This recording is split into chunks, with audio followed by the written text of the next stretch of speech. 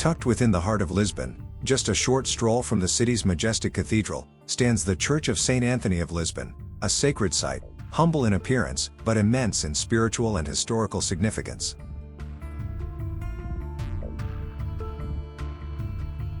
This Baroque church is built over the exact spot where, in the year 1195, St. Anthony, one of the Catholic Church's most beloved saints, was born. Known across the world as the finder of lost things, he is called not only St. Anthony of Padua, but rightly also, St. Anthony of Lisbon.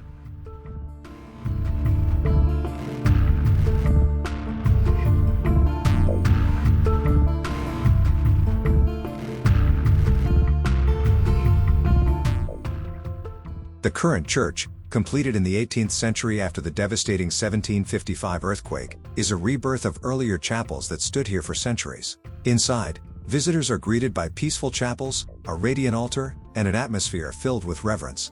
Pilgrims and locals alike come to pray for healing, for strength, and for hope. Many light candles beside the statue of the saint, whispering heartfelt intentions and giving thanks for answered prayers.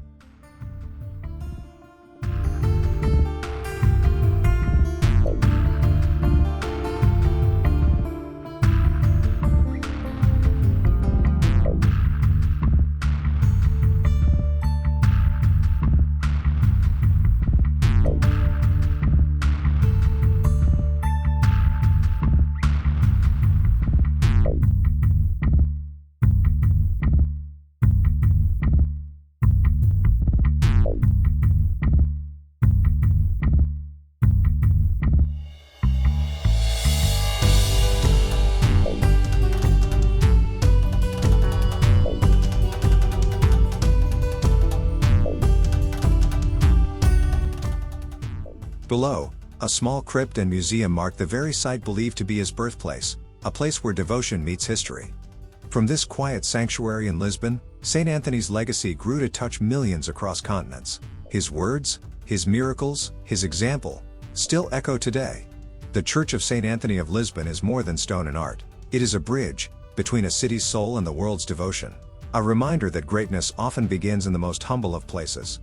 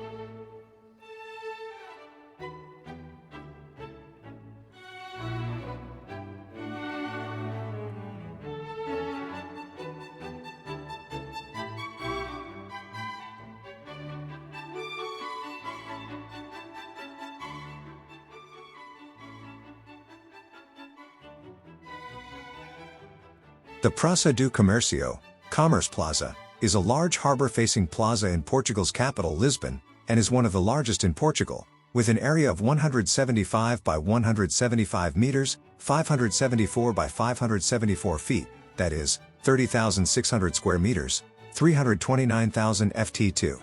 Facing the Tagus, Tejo, to the south, the plaza is still commonly known in Portuguese as Terreiro do Paço, as it hosted the Paço de Ribeira Royal Palace of Ribeira, until the latter was destroyed by the Great 1755 Lisbon earthquake. The subway station located there is still named after the old name of the plaza.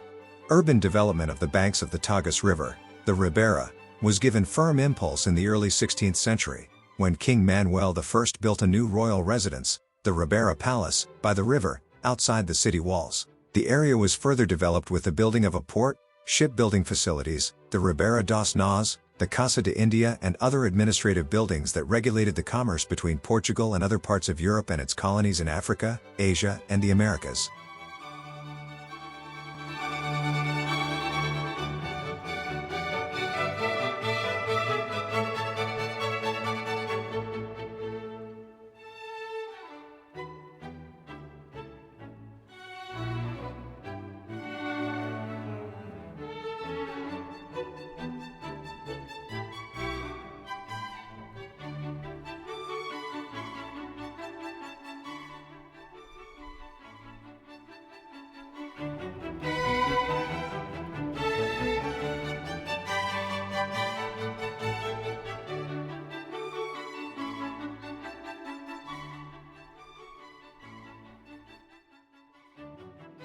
Welcome to ALFAMA, the heart and soul of Lisbon, the oldest neighborhood in the city, where time stands still and every corner tells a story.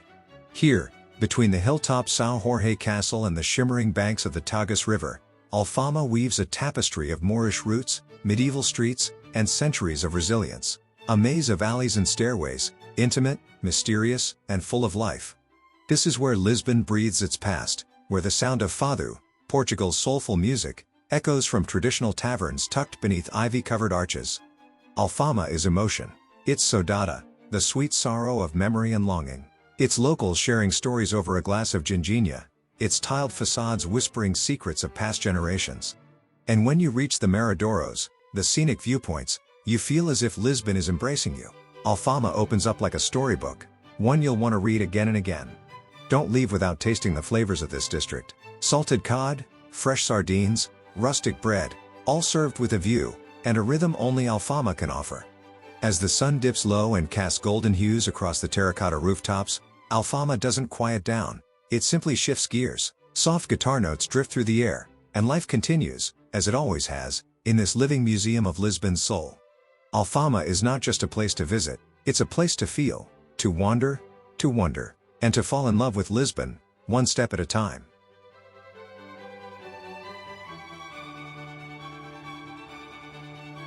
Standing like a sentinel at the edge of the Tagus River, the BELEM Tower is more than just stone and structure. It is Lisbon's proud guardian, watching over the city for more than 500 years.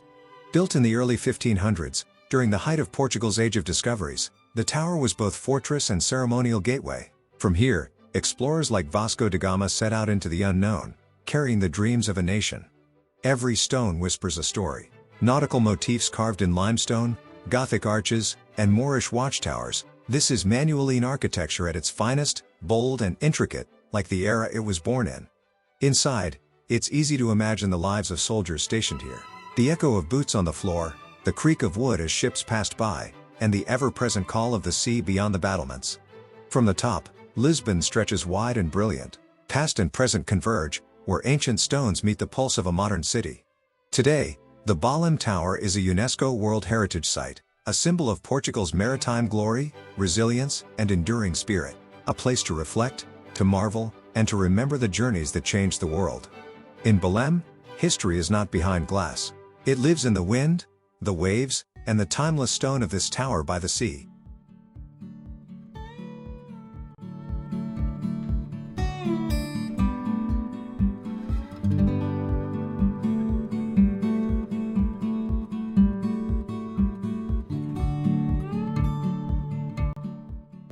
The Monument of the Discoveries is a monument on the northern bank of the Tagus River estuary, in the civil parish of Santa Maria de Belém, Lisbon.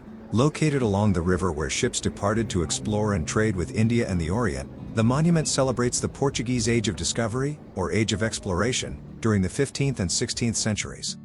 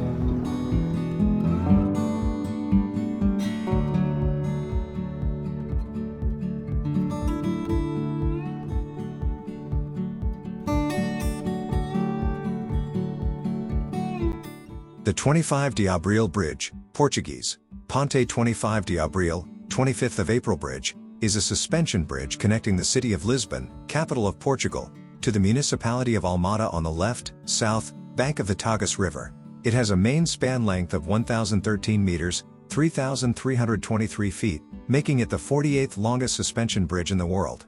At the time of its inauguration in 1966, the bridge was named Salazar Bridge, Ponte Salazar, after Portuguese Prime Minister António de Oliveira Salazar, who ordered its construction. After the Carnation Revolution in 1974, which overthrew the remnants of Salazar's Estado Novo regime, the bridge was renamed for April 25, the date of the revolution. It is also commonly called the Tagus River Bridge, in Portuguese, Ponte sobre o Tejo, lit. Bridge over the Tagus. Later changes had to be made due to the rapid increase in population. In the 1990s, a fifth car lane was added, and in 1999, a lower deck, used as a railway track, which was planned since the beginning, was finally built. 6. Today, the upper deck carries 6 car lanes while the lower deck carries a double-track railway, electrified at 25 kV AC.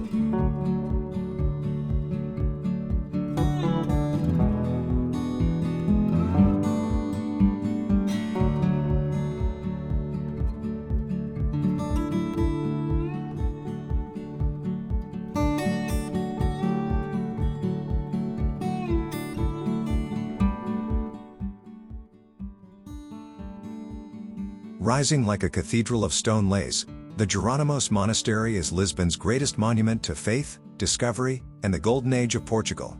Commissioned in 1501 by King Manuel I, this masterpiece of Manueline architecture is a tribute to Portugal's seafaring spirit, a place where prayers once rose for sailors about to set out across unknown oceans. Step inside, and time slows. The cloisters are poetry in stone, delicate, silent, and filled with sacred geometry. Every column, every curve, carved with devotion and unmatched artistry. The Church of Santa Maria is no less majestic. Beneath its soaring ribbed vaults lie Portugal's great souls, the tombs of Vasco da Gama and the poet Luís de Camões. One conquered the seas, the other, the spirit. This is not just a monastery, it's a monument to an age when Portugal stood at the edge of the known world, and dared to leap beyond it. Built with wealth from the spice trade, it is both sanctuary and celebration. Declared a UNESCO World Heritage Site, the Jerónimos Monastery remains a beacon of Lisbon's soul, a place where stone remembers, and silence speaks. In the quiet beauty of Jerónimos, you'll find not just history, but wonder, carved in limestone.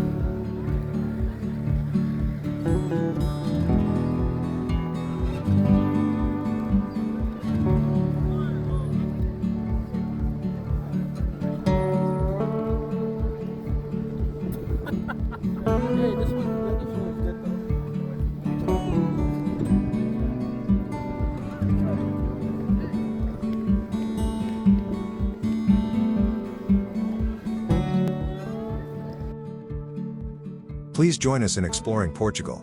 Please like and subscribe to my YouTube channel for more travel videos as we explore Portugal.